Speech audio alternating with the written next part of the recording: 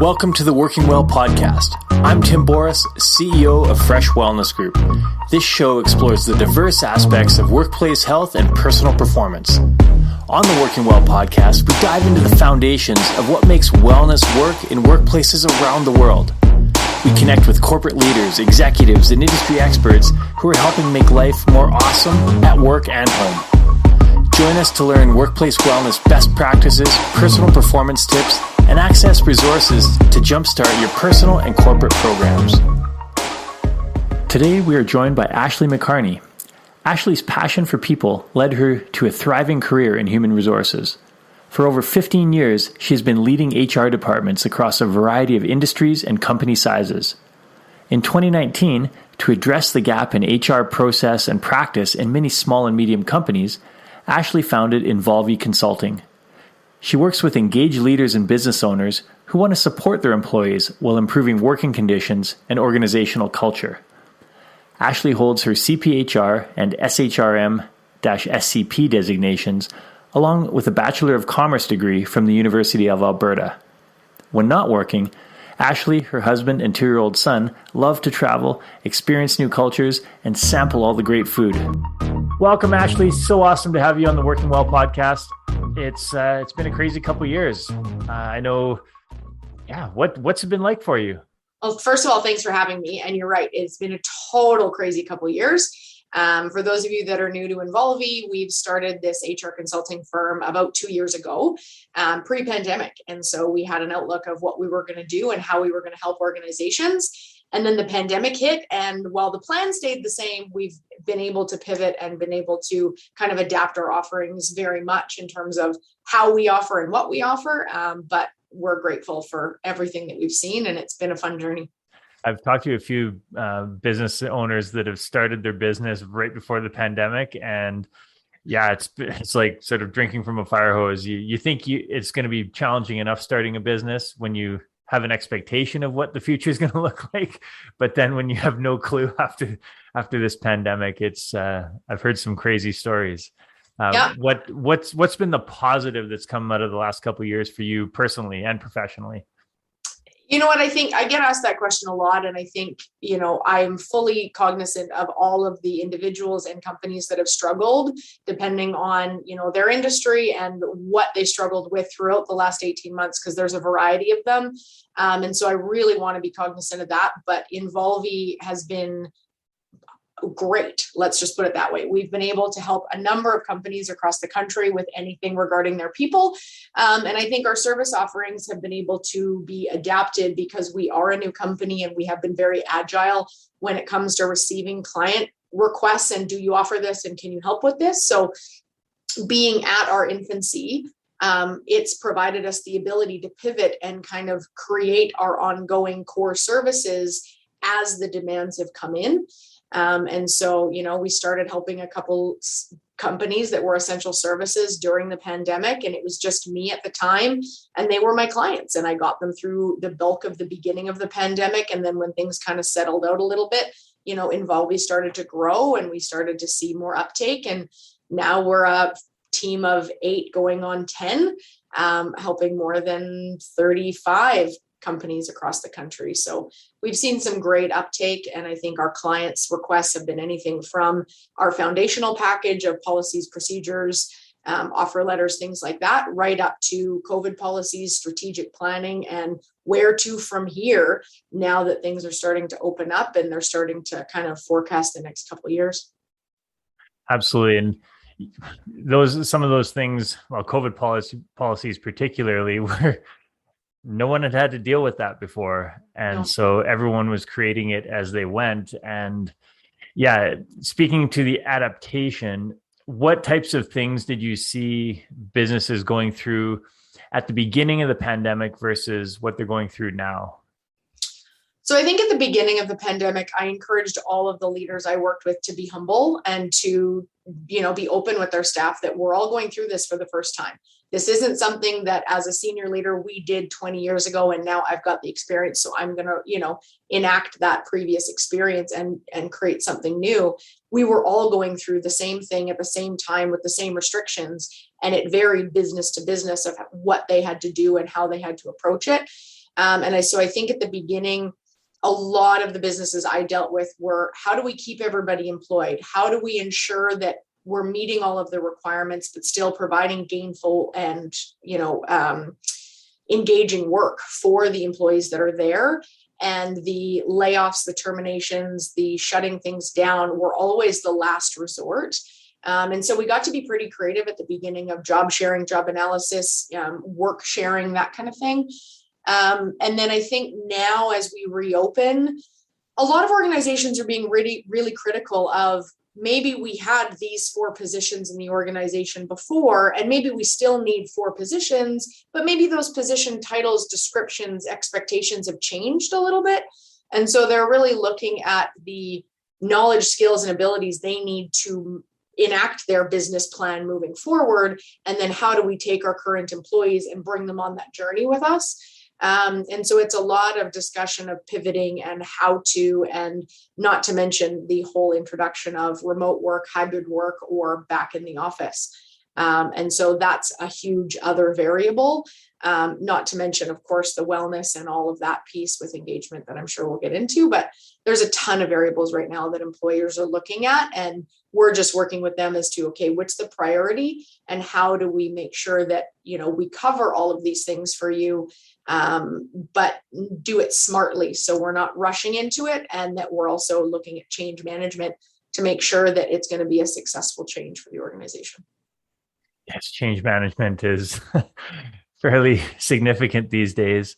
It is. And Yeah. we always hear people talk about change management, but how does that show up in most businesses that you've been exposed to? Well, I mean, from my exposure level, to provide some context, I'd be probably answering that question from an HR lens, but also as a strategic HR lens, and slightly operational with the roles that I'm fulfilling for clients right now. And so I think what people don't understand about change management and how HR interjects with that is, change management is everything from, Tim, I'm moving you from that desk over to a desk over there. Because some people, they don't care where they sit. They just want a table and a desk and a computer and they can work. Others really define their workspace as part of their attachment to their role. And a change could be huge for some and very minimal or non-existent for others. And it can be right up to, how are we going to restructure this department? How are we going to implement a CRM system? Any change that an organization is making that affects the way that somebody does their job, HR should be involved. And so we're having those conversations because, rightfully or wrongly, small and medium business owners just have enacted change, and they just progress with their strategic plan and they bring people along the way. And I think as you grow bigger and as you get more refined with your strategic plan and your business plan, you have to start really looking at change management, or you won't get the engagement from the team that you're looking for that change to be successful. Yeah. Well, and the biggest change that most businesses would have had gone through in the last 2 years is that the remote or hybrid work environment. And so what are some of the successes you saw in dealing with that, and some of the maybe what not to do's? Yeah. So, I mean, obviously I'm going to pull from my previous experience while leaving some client details out of it to remain confidential. But, I think I've seen some really positive ones where they've either converted to a fully remote offering, or going from fully remote during the mandates to now a hybrid offering is really the most successful piece that I've seen. There are some leaders that were very traditionalist mindsets pre-pandemic of, if you're not in the work office from 8 to 5, I don't think you're working. And so they were forced to change to a remote mindset. But I'm seeing that some of them are actually reverting back to that very traditionalist mindset when the business needs may not dictate requirement to be in the office. And so if you're in that situation, you likely will see this great resignation or resignations from your team to go to an environment that is more flexible, that does provide a little bit more work-life balance or flexibility with location of work. I think fully remote teams that weren't remote before might be struggling, because how do you engage them? How do you meet with your team every single day or regularly throughout the week so that they're independent enough to do their job and empowered to do it, but that you still have that team culture and that team atmosphere? And And, at the very beginning, people were like, oh yeah, I checked in, everything's fine, they're fine. But when you actually ask the question of how are you today and lean into that rather than just make it a token comment when you see somebody, you'll get the gist whether they're really comfortable with this, whether they're struggling with this, or whether they really love working from home. And that can lead you into their mental wellness and their, psychological safety in the workplace and all those other factors that contribute to them being successful in their role and you having a positive culture as an organization. Absolutely. And you brought up the word culture, and I've seen that in the work that we do with clients as well, is that the communication throughout the company, the genuineness of leaders to really, to use your word, lean in and have those conversations to say, hey, you know what? I don't have all the answers, but we're going to figure it out together. Yeah. As simple as that sounds, it's like everything I need to know I learned in kindergarten.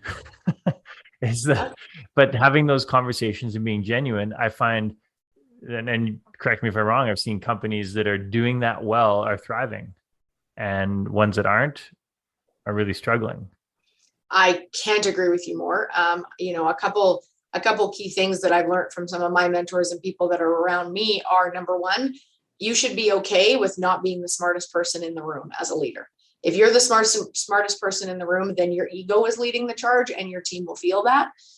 If you can kind of recognize the intelligence and the skills, knowledge, and abilities and experience that your team brings to the table, then asking them for their input, asking them to contribute on a project, asking them for their feedback to put a new process into place instills that engagement, because it shows how their role connects to the bigger picture.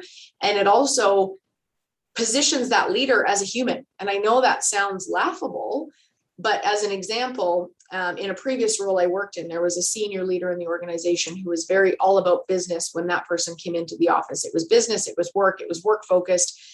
And there was no discussion of what's going on with the family this weekend. Where are you going? What's your vacation plans?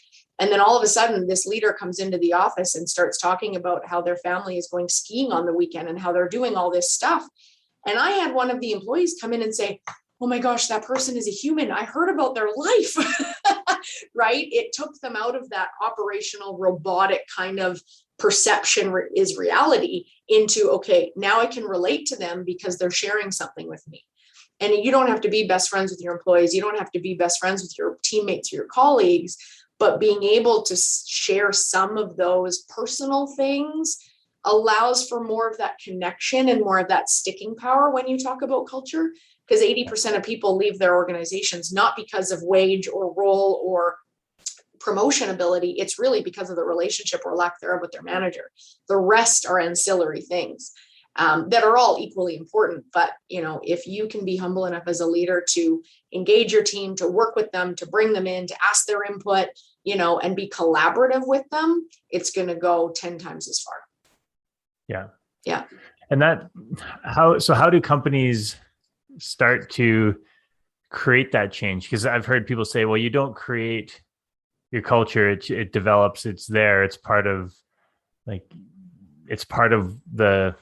I guess, zeitgeist in the organization. Mm-hmm. But how can you transform it or begin to change it? Yeah, and I think that's a good question. And I think the answer will fully depend on the organization and its current state, right?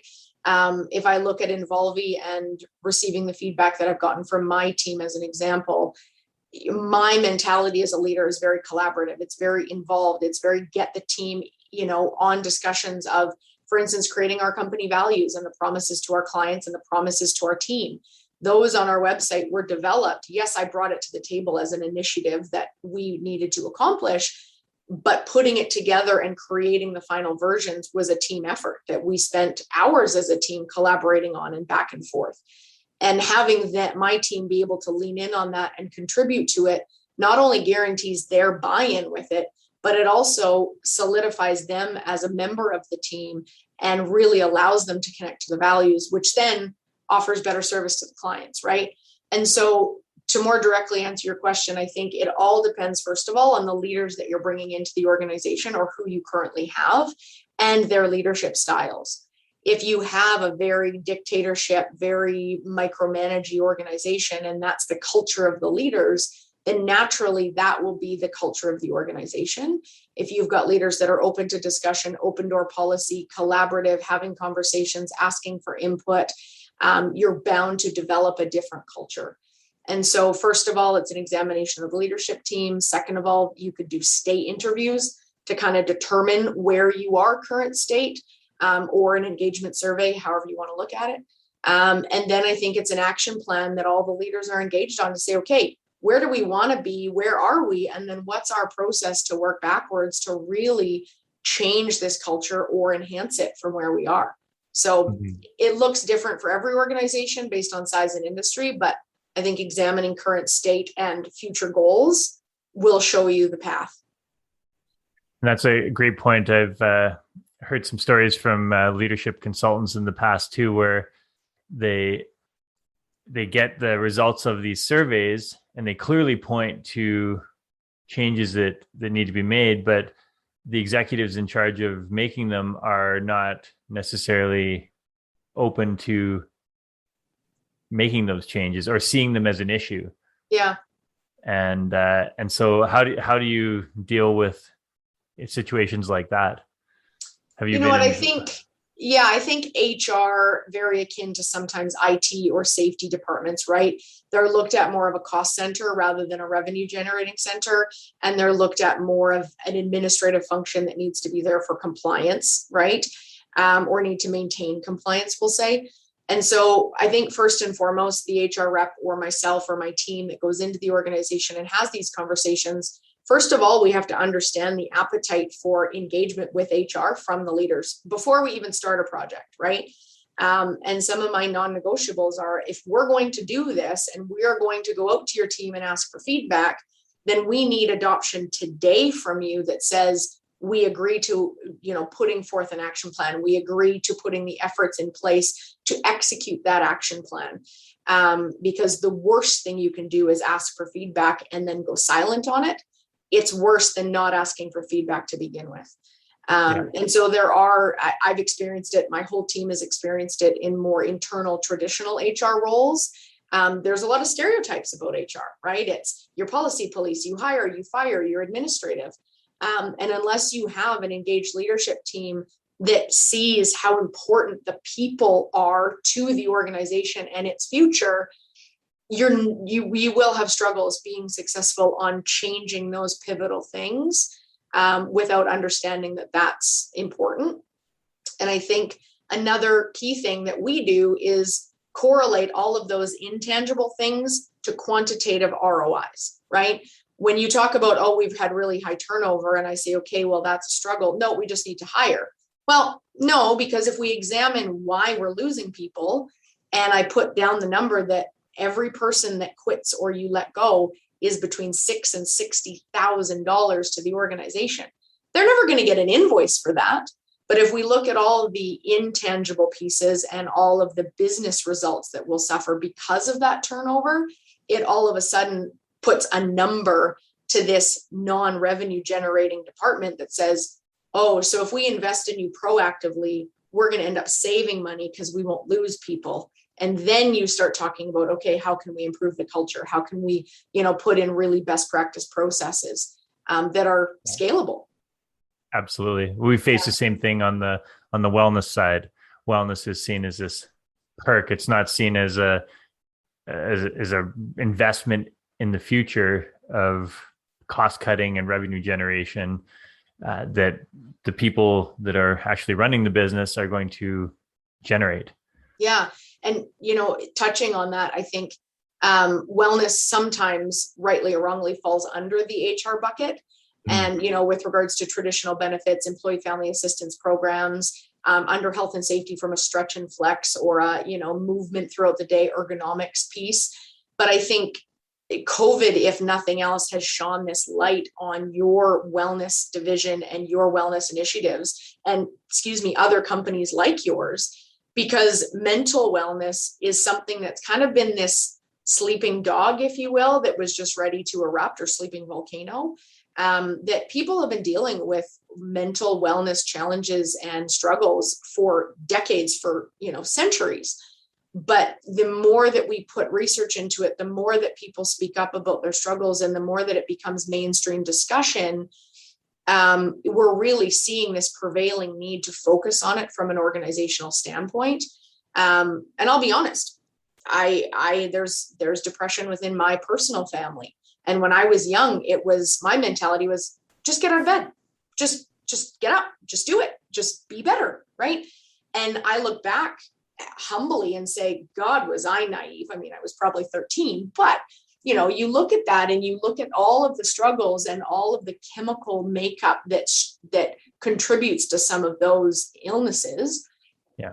And it's not just fix it.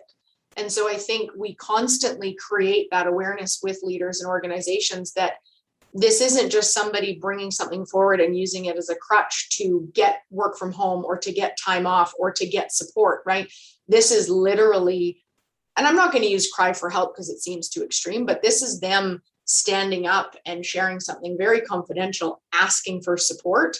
And I would treat that exactly the same as somebody, coming forward with their sexuality, or, their preferences there with gender. And as all of this becomes more mainstream, they're all kind of interconnected, that we need somebody like you and your organization to come in as an expert and say, here's a plan and here's how we can do it. But those engaged leaders, again, need to be at the table. Yeah. And that you bring up a great point about the changing face of HR and employee well-being in an organization. As in the past, it's been like, show up, do your work, go home. Mm-hmm. Put it bluntly. Yeah. And outside of that, everything else was people's own issues to deal with.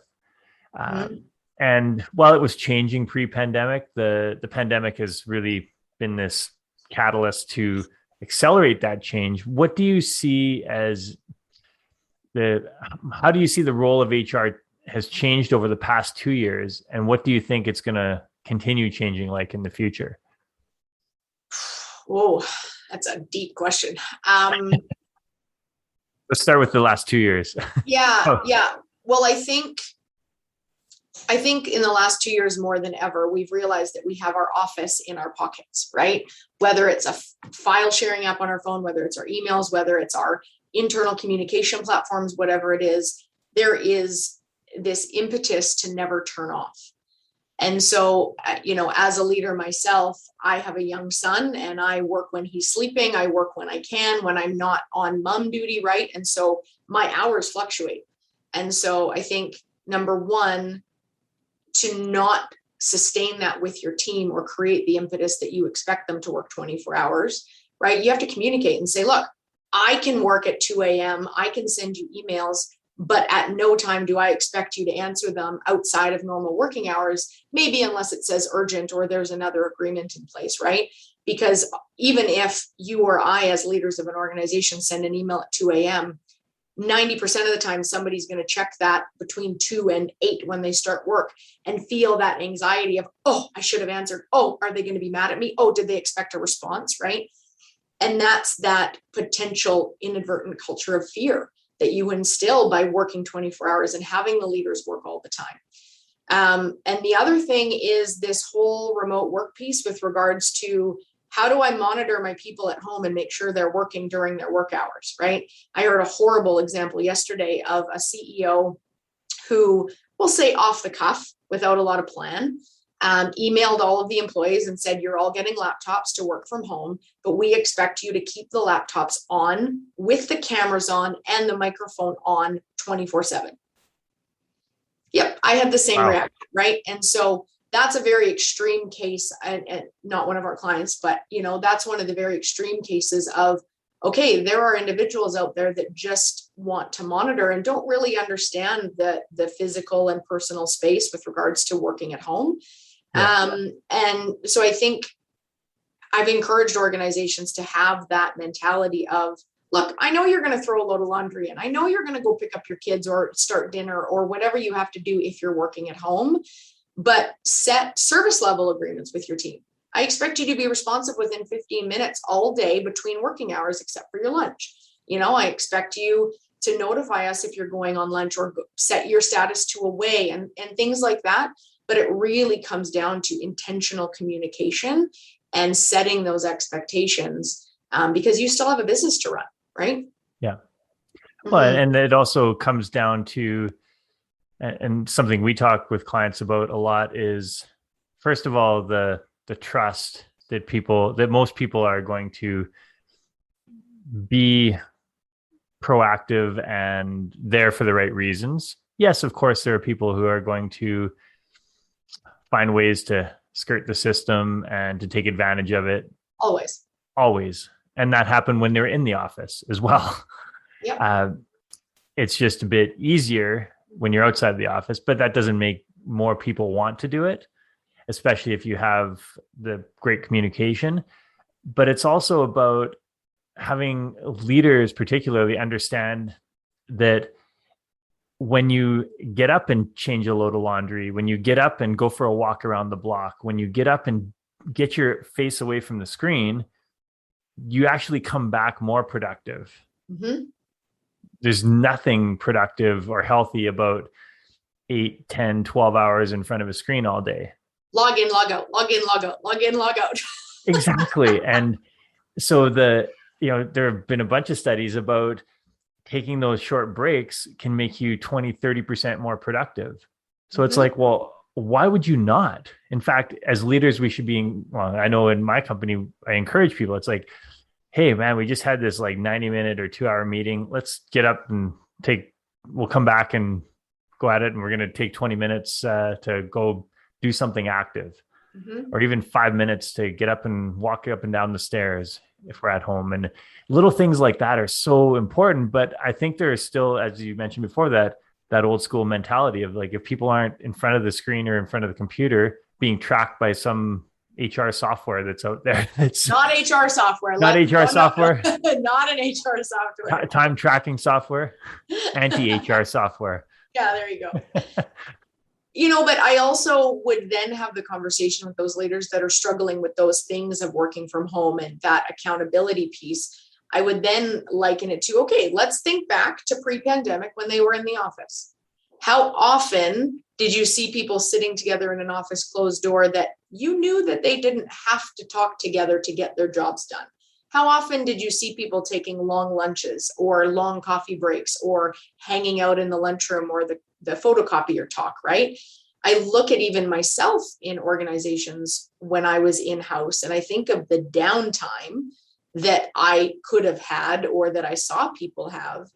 And it was remarkably more than working from home. And to your point, there will always be the humans that abuse it, that they want to take advantage of it, that try and skirt the system. But you're going to hold them accountable to performance at home just as much as you would have in the office. And by allowing your team to have those freedoms, you're actually going to empower them to grow and develop faster, because they will be in their element, working at their best hours of the day to be the most productive. And it also gives them the space to find that sweet spot for them as a person and have that self-awareness. I say to my team, our clients expect us available from, call it 8 to 5 or, approximate times. But if you feel at 3 o'clock that you're kind of, okay, it's been a long day, I'm done, go home, relax, hang out with your family, pick up the emails again at 8 o'clock if you find that that's when your time is to pick up, or work a couple extra hours throughout the week to make up for it, right? Like, unless barring deadlines and of course your business makeup and how you deliver product services or accountabilities, be flexible within those to let them work at the pace and the times that work for them. Yeah. It's one thing if you're a cashier at a grocery store, you might be like, I'm just going to go home now, but or not. Or not. But even cashiers, they rotate out and they take breaks. Yep. More often than someone sitting at a computer would. Mm-hmm. And it's that being able to, if you're producing good results, I'm a firm believer that should matter more than when you do it or how you get the job done. Yeah. And I think on addition to that, stemming back to something we chatted about earlier about that, check-in meeting at the beginning of the day with your team, or asking them, how are you? And not just, hey, how was your weekend? Okay, great. And moving on with things, right? Intentionally stopping what you're doing, making eye contact, focusing on them and listening. That's one piece. But one of my team members actually brought forward this mental health continuum. And it's a graph that talks about the different levels of your mental state and how you are. I think there's many versions out there right now. But we have a weekly team meeting, and we start every team meeting with that on the screen, and we go through and just ask everybody how they are. And there's no requirement to share confidential things. There's no requirement to expand if you don't want to. It's today I'm unsettled. Today I'm thriving. Today I'm excelling, whatever it is. And most of the time, we get a little bit of background to know how we can help or lean in. But regardless, it gives us all the independent time to check in and say, you know what, today I'm struggling. And as a leader, I probably know I'm not going to assign them anything today. And then I'm going to check in with them confidentially later. And then, work to, pick up the pace or the deliverables when that person is in a better spot. And so I think it's tailoring your leadership style to them that opens the door for those mental health conversations and the wellness conversations and the struggles that they might be going with. Because now more than ever, everybody has a different level of struggle. And I may say I'm struggling and you may say you're struggling, but holy gosh, could that be two different things, right? Exactly. And for people to realize that it does fluctuate on a daily basis. Yeah. We've used the same continuum, and it's usually in color code, like green, yellow, orange, red. Yep. And someone might be green, and then all of a sudden, boom, red one day, or maybe they're mostly yellow and then an orange every once in a while. And you start to see a trend and how people are managing and coping. You do. And I think it's also important that you either set the tone for, I want you to answer this professionally speaking or personally speaking, or a combination thereof. And so if you set the tone, then it kind of gives you insight that maybe it's not all work related. Maybe, their spouse lost their job. Maybe their kids got COVID, or their kid's not in daycare because the kid is sick, but it's not COVID. Like, there are so many influences right now that are impacting people, whether they're vaccinated or not, whether they're feeling pressure from the government or not, whether they're happy with the current state and how it's been handled. Like, there are so many discussions that could occur and impact that mental state that we are employing and working with humans. We are not employing and working with work robots. And so that, I think, is the precipice for a good leader to understand that you're bringing on a human that has 360 degrees of things that are impacting them every single day, and work may be a large portion of that, but it is only a portion. Absolutely. I agree. Yeah. And so knowing that these changes are going on in the past 2 years, we've been having a lot of different conversations around people and well-being and performance and how we manage the new face of work. What do you think the future of HR looks like, and how it fits within corporate structure? Yeah. I think number one, Involvy is trying to break down the stereotypes that we are policy, police, hire and fire and admin, right? Because we are so much more than that. I think the future of HR will go in two different lanes. One is transactional day-to-day support. The other one is that strategic support. And if you've got the right individual in your organization, they could do both, but you're likely overpaying for the transactional and you're underpaying for the strategic. And that's, one of the benefits of Involvy is that we've got both and we can tailor that. But I think as you move forward as a leader, it's important to have those HR people or those people-minded individuals at the boardroom table. And to give you an example, let's talk about events and workplace events, right? It's sometimes a social committee thing, sometimes a leadership thing, sometimes an HR thing, sometimes a marketing and advertising thing. But regardless of who at your organization plans things like your corporate holiday party, your team builds, or even corporate client events, go forward, we have to ask ourselves, if this vaccine exemption program or vaccine passport or whatever you want to call it is going to be a thing to enter any public venue, restaurant or conference or alike, and you as an organization say, nope, we are still planning our events just like we did in the past, and we are going to continue with that corporate culture. That's one thing. And then are you intentionally or unintentionally alienating those people that aren't vaccinated? Because as an organization, you don't have to have a vaccine policy in place. Therefore, you're not allowed to know who is vaccinated and who isn't. And so, yes, it's a touchy subject, and very often personal thoughts collide with organizational policy. And, I'm trying to separate those. But, are we going to continue the way we were and unintentionally alienate some people from not attending? Or are we going to transition the way that we used to operate to a more inclusive culture and get creative with some of our things, right? Yes, we're all sick of Zoom and we probably don't want an online team build on a Friday night. I get that. But are we having the conversation at the boardroom table of how people will perceive how we're planning and how we're growing, how people will think about that next step at that level? And so very often, we sit there as HR professionals and say, okay, well, most employees might think this, or I've heard employees that could think this. And because perception is reality, having that person at the table that can speak from the general populace of what might be interpreted from some of those decisions may provide additional insight to those decision makers on how they move forward. Absolutely. I hope that made sense. It was a convoluted example. No, yeah, absolutely. Because those conversations are happening, but a lot of times they're happening in isolation without information from experts who understand the nuances of it, especially in the small and medium sized businesses. And your market segment is small and medium business, but larger businesses they just end up doing that internally. Mm-hmm. They have, but I liked how you said you have the strategic stream versus the more transactional day-to-day operations of people, I guess you would call it. But that's where there's an HR department and you have key people within that department that have different roles. Yeah. As far as the strategy, like especially in the medium to larger companies, if someone has a VP of HR, or even better, a chief human resources officer, chief people officer, something like that. Yeah. How many more companies do you think are going to be having that going forward, that strategic piece?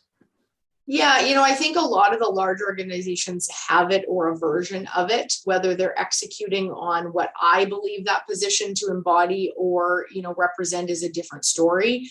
I think from the clients that I've seen, we've got a client right now that did exactly what you just referenced. So they've had a person on my team that's been the transactional day-to-day support to understand current state, clean things up, and make a path for the future.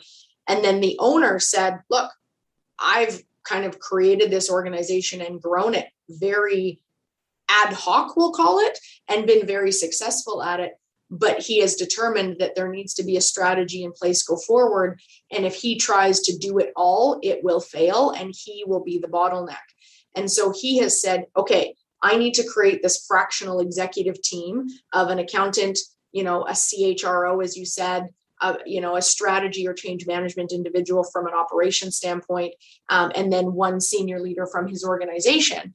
And together we meet monthly and we talk about the plan and we talk about the strategic direction and the goals and what does the org chart look like go forward, and not about the transactional pieces or the people today, but what does the future look like, and then make a work back plan to give to the transactional people and say, okay, we need to execute on this. And so I think they can be done independently or combined.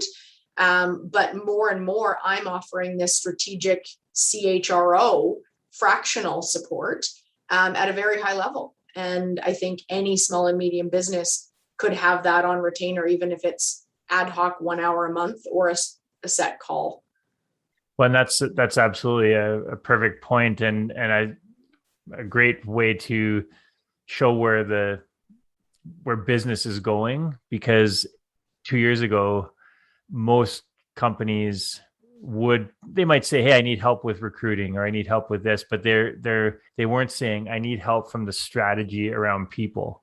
Mm-hmm. And so if that's a positive that's come out of the pandemic, great.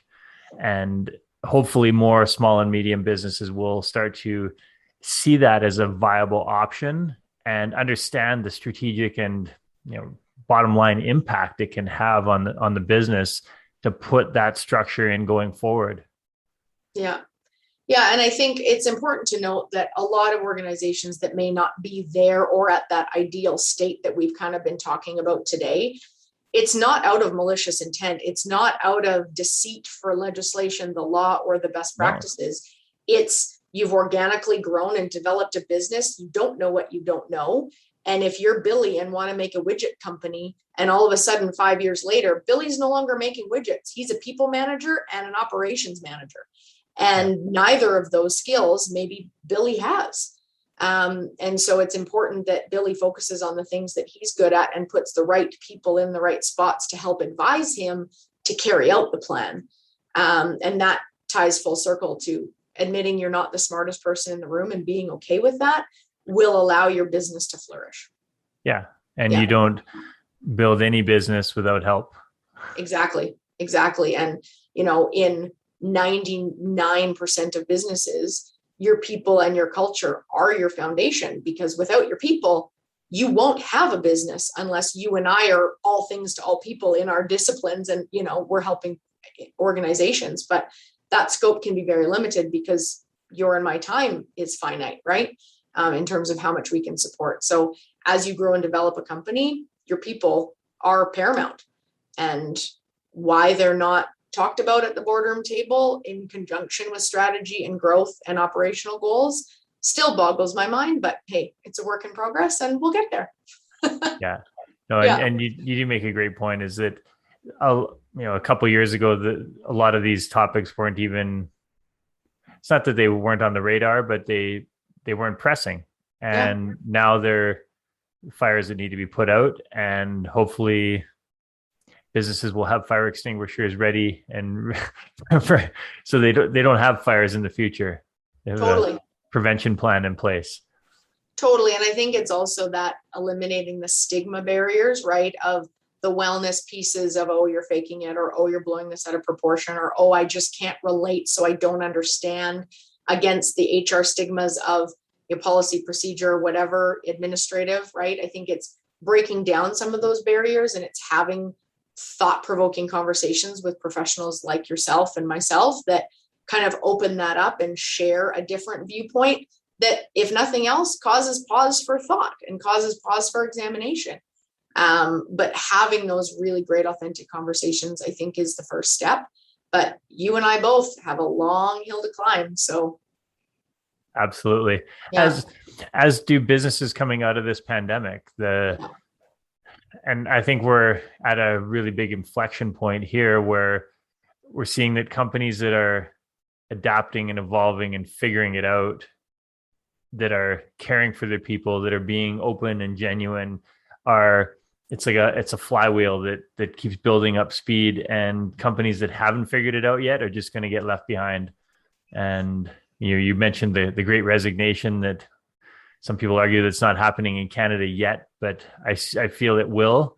And companies that are progressive and moving forward are going to not experience as much of that as companies that are not adapting and changing. They're going to be I think there'll be a lot of companies that drop off the face of the earth over the next year or two, because they just have not been able to manage the changes in people, culture, expectations, and business model. Yeah, and the delivery of service and what they deliver, right? Sometimes the same company is in business, but have totally changed what they offer and how they offer it, which has made them successful. But, sticking with how you've always done it is how we're going to do it definitely will not be successful. And I think I had another point that I wanted to raise when you said that last comment. It'll come to me. It's all good. Awesome. Well, I know it's been, we could talk forever. There's so many more. Might have to set up another one. Sure. Anytime. This is it's been great. What's the one takeaway you'd want people to walk away from this podcast with? And if they're whether they're in a small or medium business or a larger business, if they're in HR, or a leader in those businesses, what's the number one takeaway that you would like to have them remember?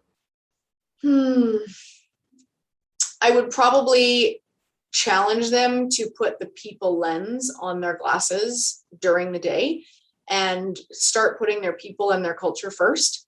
And if you have that lens, then how you approach things, how you talk to people, how you plan, how you forecast, and even how you terminate somebody, those conversations will change. How you onboard will change. How you grow the company will change. And if nothing else, reach out to people like you and I and other experts in the industry and just have a conversation at no charge. Like, let's just pick your brain. Can I share what my process is or my thought, stance is, and have you critique it and give me some thoughts, right? It's those great conversations that may not lead to business, which isn't the intent. It's more us adding value and creating better people leaders through whether we have a 2-minute conversation, an hour podcast, or whether you're our client. I think it's being humble enough to ask the questions and hear from an expert as to where, some improvements might be made and where you're currently really succeeding. Yeah. Yeah. Well, and that some of that speaks to learning and development in general as part of the role that's growing moving forward. But that's a whole other episode. So we can dive into that later.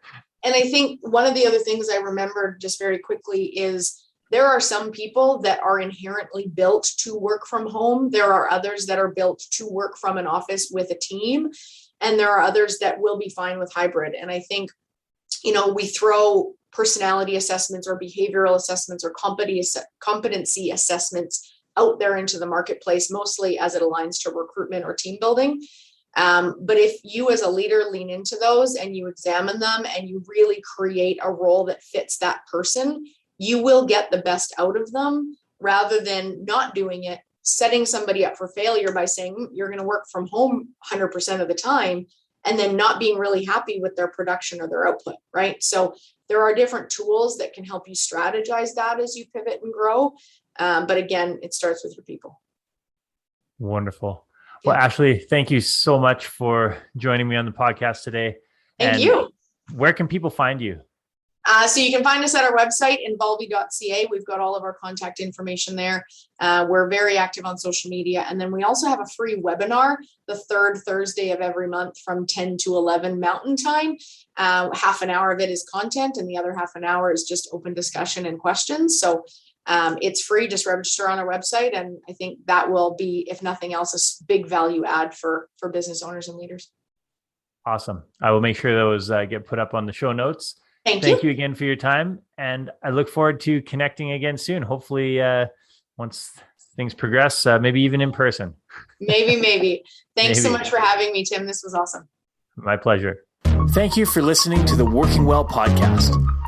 If you enjoyed the show, don't forget to rate and review us wherever you get your podcasts. We love to hear your experiences and how you've applied tips from the show to your daily life. So please keep us posted on your progress. To stay up to date with new episode releases, make sure to subscribe to our mailing list by emailing podcast@freshgroup.ca and follow us on Instagram, Facebook, and LinkedIn. Thank you, everyone, for tuning in. And once again, I'm Tim Boris with Fresh Wellness Group. We'll see you on the next episode.